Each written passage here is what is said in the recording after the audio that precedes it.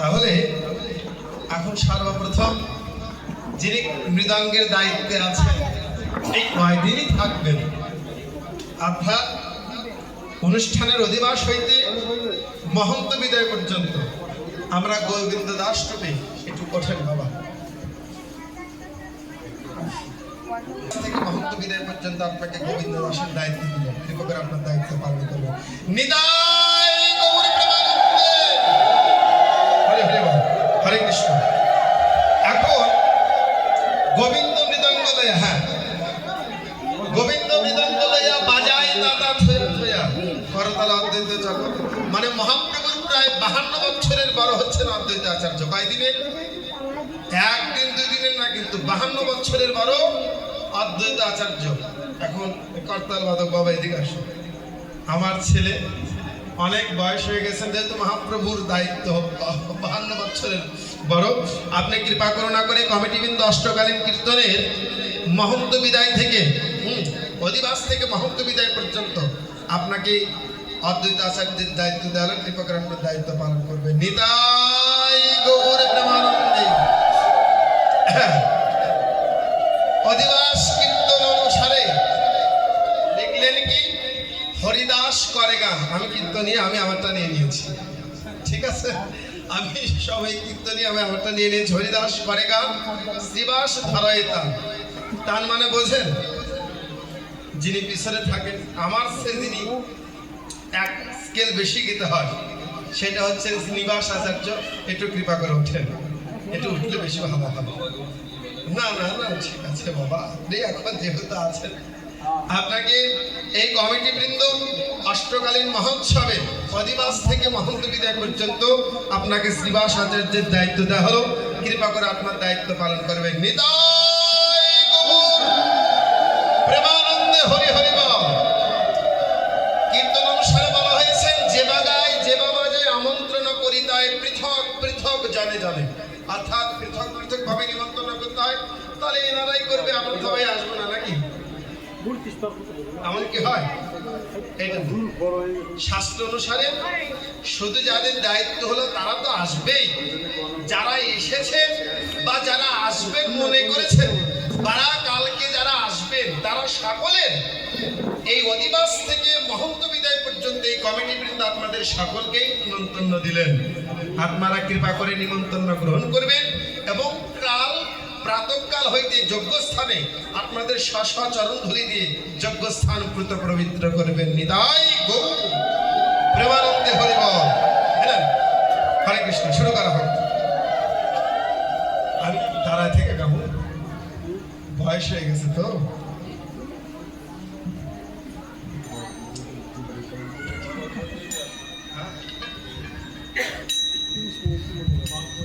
এই এখানে আরেকটা মাইক্রোফোন দিতে হবে।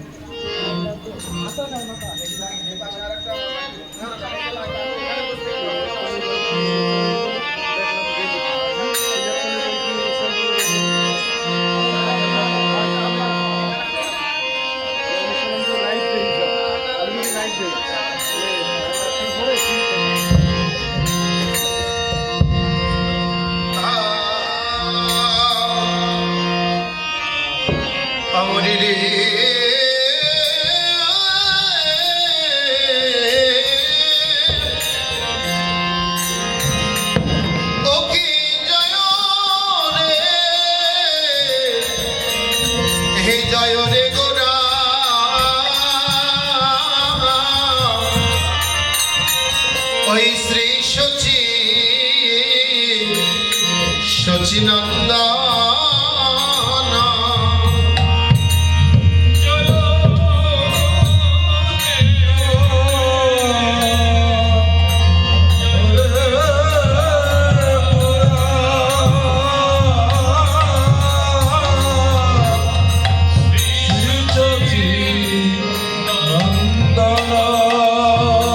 Ahamoni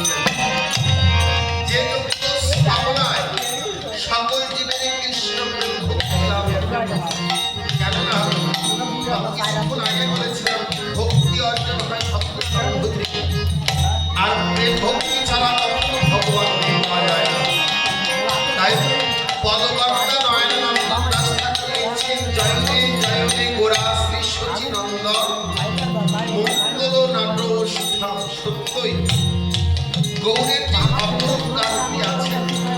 সময় আছে তো বলবো নাকি খালি পথ দিয়ে যাবো বলো? গৌরের যে অপরূপ কান্তি আছে, এটি একটি মঙ্গলের প্রতিচ্ছবি, যা দর্শন করলে জীবের সমস্ত প্রকার দুঃখ চলে যায়, সুখের উৎপত্তি হয়। সেটা কি? সেটা গৌরচরণ দর্শন করলে জীবের দুঃখ নিবৃত্তি ঘটে। তাই পদকর্তা লিখছেন, জয় রে জয় রে গুণার বিষ্ণুনন্দ মঙ্গল নাটক শুনলাম। আরো কি লিখছেন? আজ কীর্তন আনন্দে শিবাস রামানন্দে মুকন্দ বাসুদেবায়। দুইজনের কীর্তন ভগবানের খুব ভালো লাগছে। মুকন্দ আর এক বাসুদেব। আরে মুকন্দ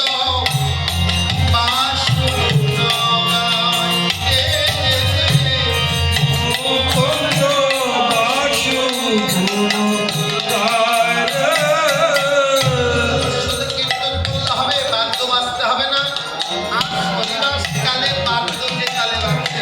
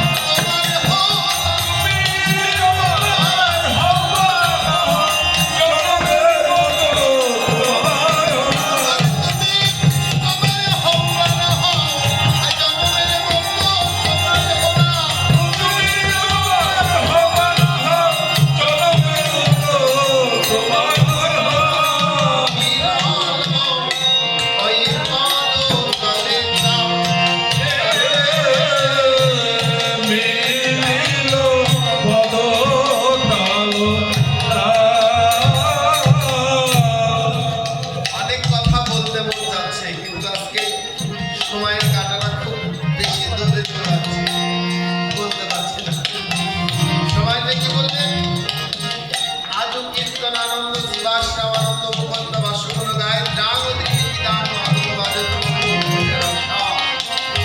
শান্ত করতাল ভান্ডা নবভেলু মিলিন পদতলে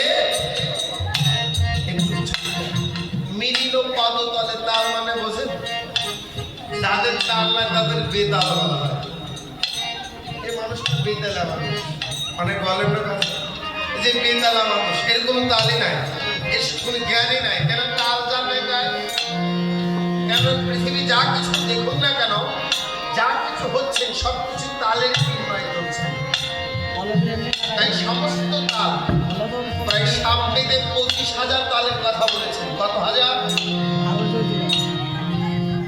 সামবেদের 25,000 তালের কথা বলেছেন আর এই তাল সমস্ত তাল আজ গৌর চরণে এসে শরণ নিয়েছেন হে গৌর জগতে সবাই তোমার চরণ পেয়েছে আমরা তাল বলে জন্ম নিয়ে তোমার চরণ পাবো না তাই গৌর সমস্ত তালকে কৃপা করার জন্য তার চরণে স্থায়ী দিলেন ওই মিলল অপদ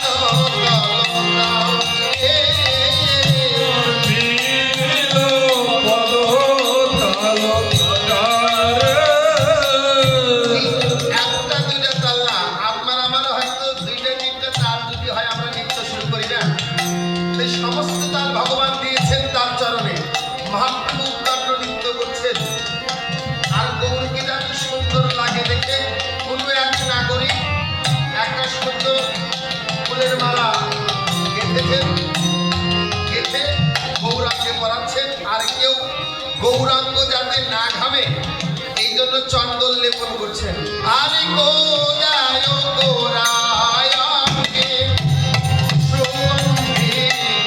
চন্দন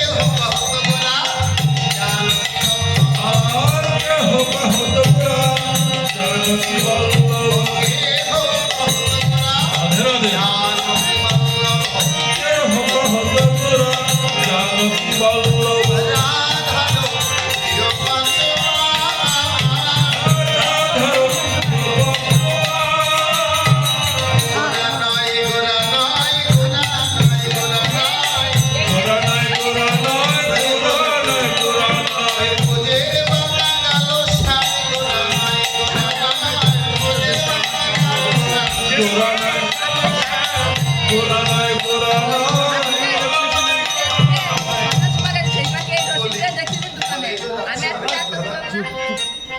ব্রজের বাবা কেহ কহত গোরা জানকী বল্লভ। ভগবানকে যখন অদ্ভুত ভাবে সাজিয়েছেন, জানকী কার নাম? সীতার এক নাম কি? জানকী।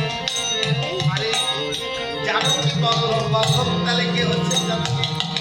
রামচন্দ্র ভগবান। যখন ভগবানকে সুন্দর করে সাজিয়েছেন, এত ভালো লাগছিলেন, কেহ কহত গোরা জানকীর বাবা, এটা আমাদের গোরা নয়। সেই ত্রেতা যুগে রামচন্দ্র ভগবান বলে হচ্ছে, তোমরা জানকী জানকী জানকী জানকী জানকী তোমরা জানকী জানকী জানকী আমার ব্রজের বাঁকা কালো শ্যাম জানকী জানকী জানকী তোমরা কেউ জানো না জানকী, আবার জানকী একই কথা, দুই অর্থ। আমার গোরাকে কি বলবো? কেহ কহত গোরা জানকী, এটা আমাদের কেউ জানকী বল্লভ না, এটা আমাদের গোরা যা। কেহ কহত গোরা জানকী বল্লভ, রাধার প্রিয় পাঁচবা। সব কথা বাদ দাও, ভগবান রাধার প্রিয় পাঁচবা। নয়ন নন্দের মনে আন নাহিক জানে, নয়ন নন্দের মনে আন নাহিক জানে, নয়ন নন্দের মনে আন নাহিক জানে। আরে গোপুর আমার গদা ধনের প্রাণ, আরে গোপুর আমার গদা ধনের প্রাণ,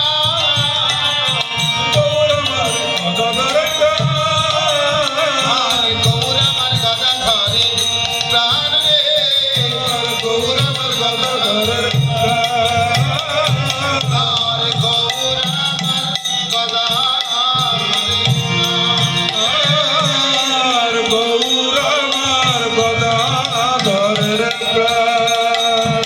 গৌর আমার গদা ধরে প্রাণ। একবার নয়নানন্দন দাস ঠাকুর পাদ লিখছেন, সব কথা বাদ, গৌর আমার কার প্রাণ? গদাধরের প্রাণ। আর একটা পদ আমরা শেষ করে দেব, গানে লাগিয়ে শেষ করে দেব।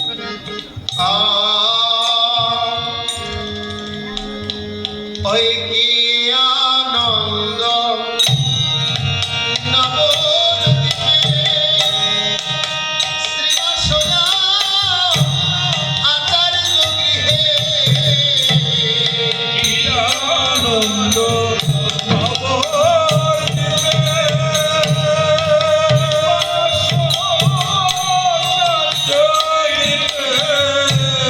ওই শিবদিনে এসো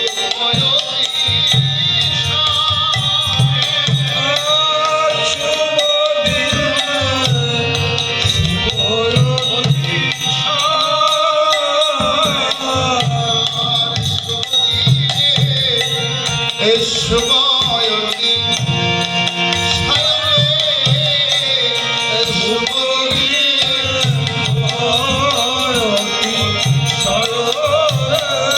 দেখো দেখো শুভদিনে উদয় হলো,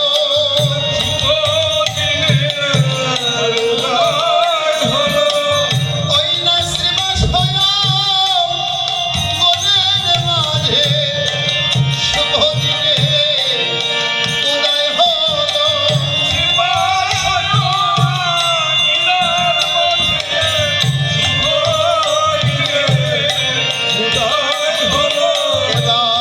শুভদিনে শুভয়তী শয়নে, শুভদিনে শুভয়তী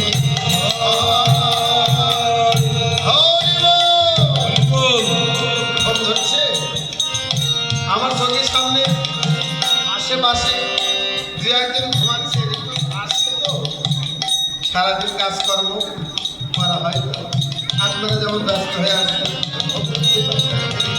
হরে কৃষ্ণ, রাধে রাধে, রাধে রাধে, জোরে বলুন রাধে রাধে, রাধে রাধে। ভক্তরা গেছে না? আর শুভদিনে শুভয়তী শয়নে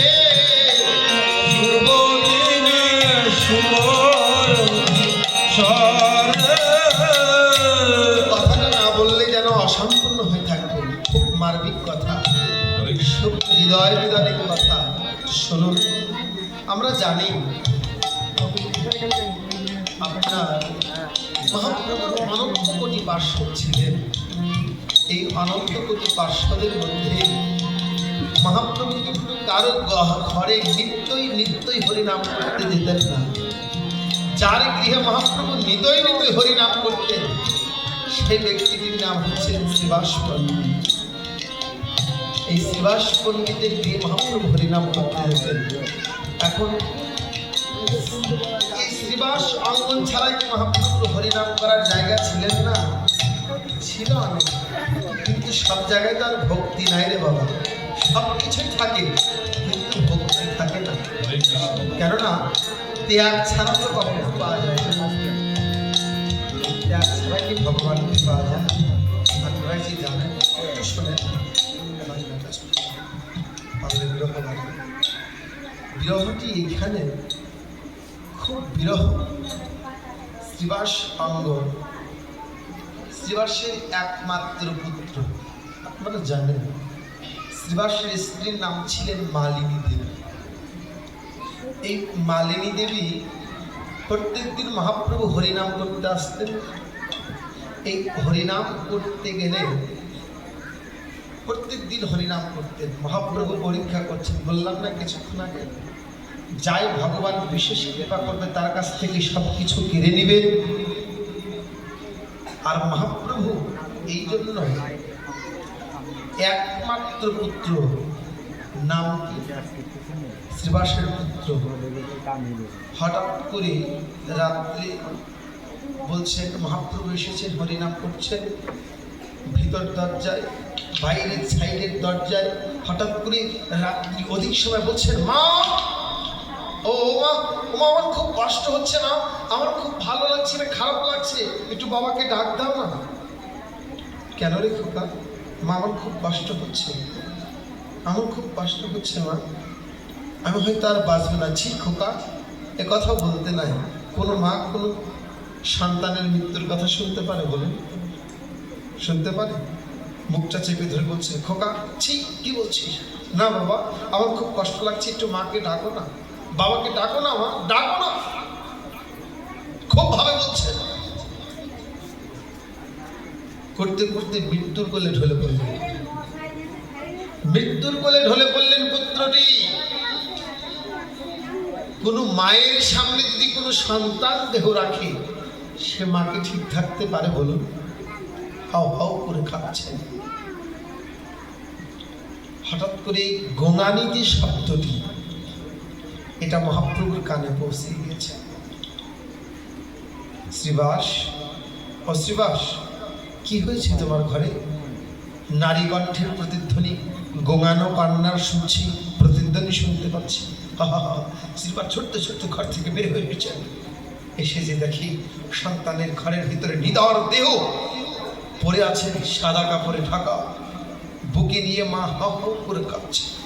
মালিনী, কি করছো তুমি? তুমি এতক্ষণ এসেছো, বের হয়ে যাও। তুমি কেমন পিতা তুমি জানো? কিছুক্ষণ আগে তোমার নাম করতে করতে পিতা পিতা বলতে বলতেই সন্তানকে মৃত্যুর কোলে ঢলে পড়েছে। কেমন পিতা? আজকে তোমার হরিনামটাই বড় হলো। ছুটতে ছুটতে শ্রীবাস পণ্ডিত কাপড়টি জড়ো করে মালিনীর মুখে চেপে ধরেছে। মালিনী, তুমি কেঁদো না মালিনী, ও মালিনী তুমি কেঁদো না। কারণটি কি জানো? আজ পুত্র চলে গিয়েছে, আবার হয়তো কোনোদিন পুত্র পাবো, কিন্তু মহাপ্রভু যদি আমার ঘর থেকে একবার চলে যায়, আমি মহাপ্রভুকে কোনোদিন খুঁজে পাবো না। ও মালিনী, আরে পুত্র তো আজকে আছে, কাউকে থাকবে না, কিন্তু মহাপ্রভু যদি একবার চলে যায়, কোটি কোটি জন্ম সাধনা করে মহাপ্রভুকে পাবো না।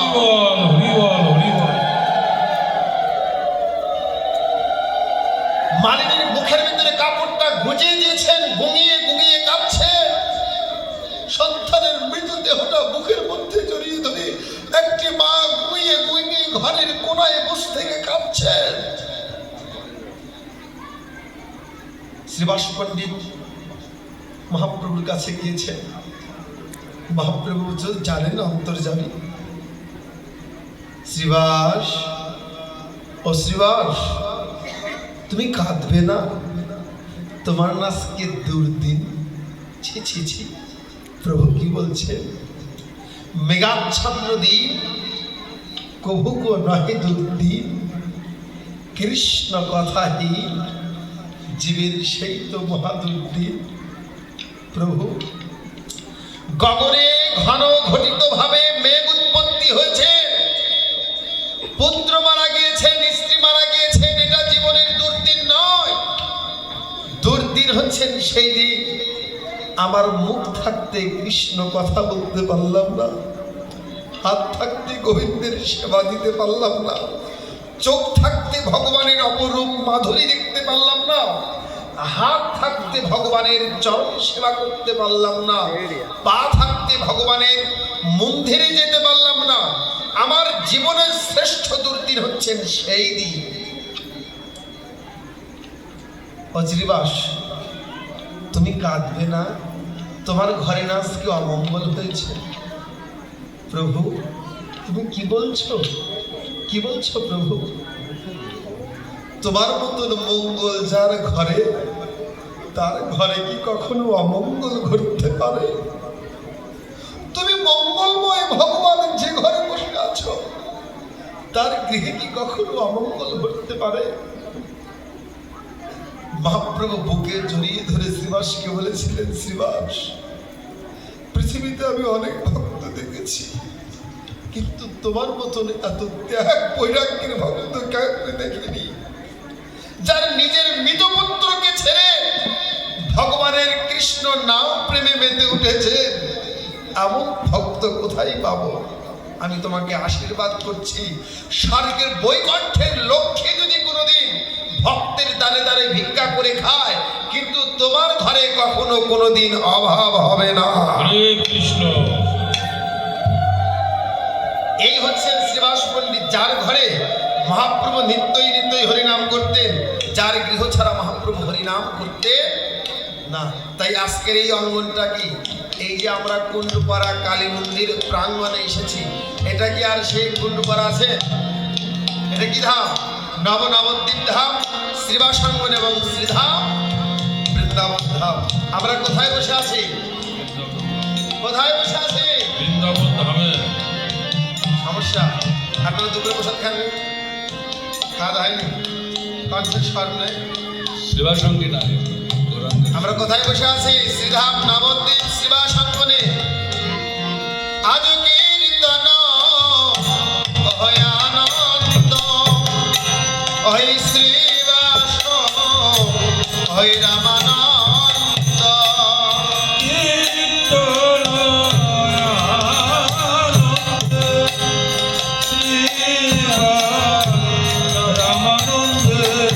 ও ভাই মুকুন্দ বাস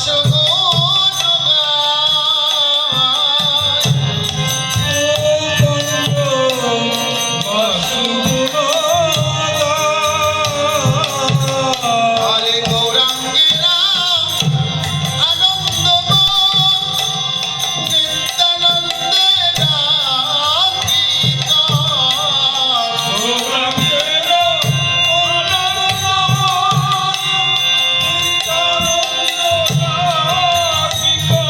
ও ভাই প্রেমপূর্ণ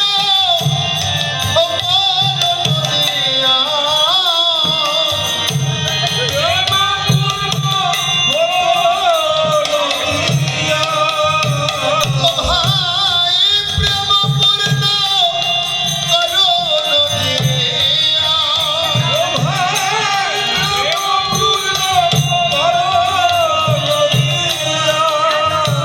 দেবা প্রেমপূর্ণ করুণ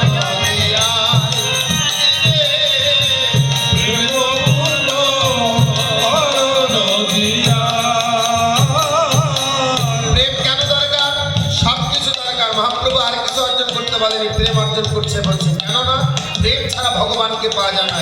কেন প্রেমের দরকার? অনর্থ লিরকা নাহি মুখে কৃষ্ণ নাম। নাহি মুখে কৃষ্ণ মুখে কৃষ্ণ নাম আর অসৎ কথাই সততম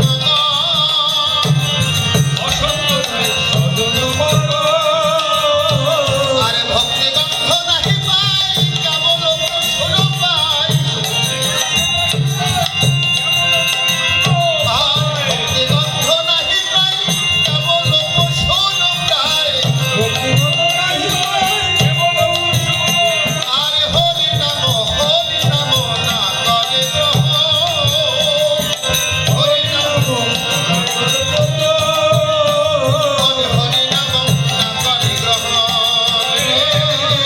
হরি নাম না করে গ্রহ হই আমায়ার দাস করে নানায় অভিলাষ হই আমায়ার দাস তাদের মিঠা দণ্ডে যাইছে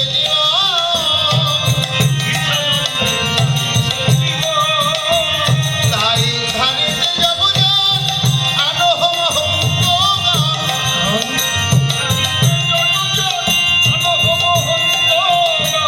আর উদ্ধারিতে যাব আনহ মহন্ত তারা কৃপা বলে তারিবে ভুবন